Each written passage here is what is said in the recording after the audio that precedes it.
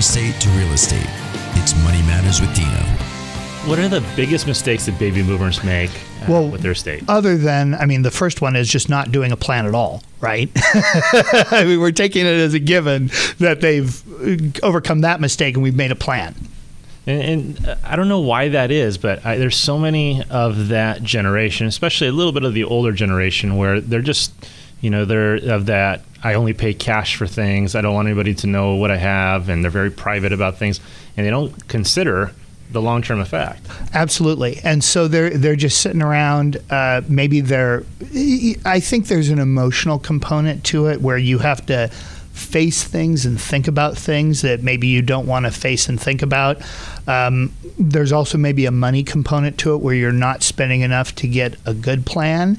And there's an educational element, which is what's so great about this show, that people don't really understand what's out there. They're reading little snippets of things and they're confusing one thing for the other. Not to go too far afield, but when the estate tax law changed, which I know we're going to try and get into a little bit later, and the amount that you can have before estate taxes get imposed went way up, it made people figure, then I don't need to bother to spend a lot of money estate planning, and that's wrong because their families are going to lose a lot of money even if they wouldn't be subject to that tax.